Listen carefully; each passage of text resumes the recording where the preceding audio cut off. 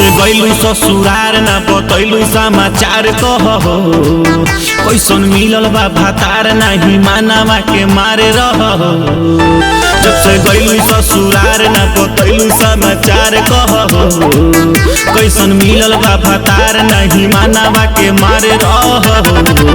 दोनों झूलता दोनों झूलता दोनों झूलता होले होले भातार खाली उहे मले जानो हो भातार खाली उहे मले।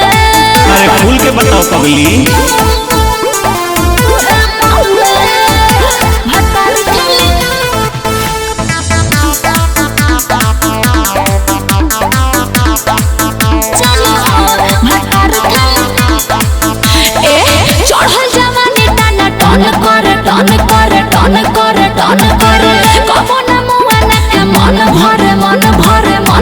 चल गइलू हमारा के छोड़ के हो छोड़ के हो छोड़ के हो छोड़ के हो वह भातारे अब अगोर के अगोर के अगोर के अगोर के हो।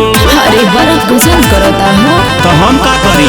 चढ़ल जवानी टाना टन कर टन कर टन कर टन कर कबो न मुआना के मन भरे मन भरे मन भरे मन भरे। चल गइलू हमारा के छोड़ के हो छोड़ के हो छोड़ के हो छोड़ के हो वह भातारे अब अगोर के अगोर के अगोर के अगोर के हो।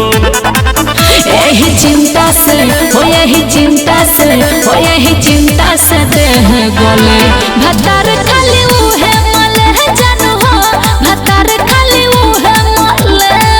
पागले हकारे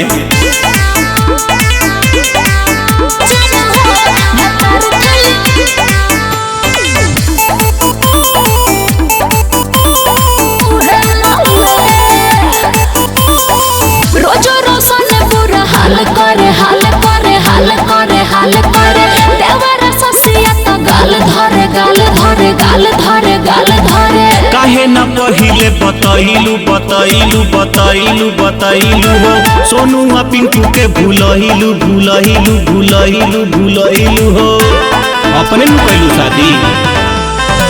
राजू रूप से पूरा हाल करे हाल करे हाल करे हाल करे देवरा गलुआ तो गाल धरे गाल धरे गाल धरे गाल धरे। काहे न पहिले बतैलू बतैलू बतैलू बतैलू हो सोनू आ पिंकू के भूलहिलू भूलहिलू भूलहिलू भूलहिलू हो। नई हरवे में ओ नई हरवे में ओ नई हरवे में रहले भले भातार खाली उहे मले जानू हो भातार खाली उहे मले। गजेरी हतारे तो तू का समझ लहा।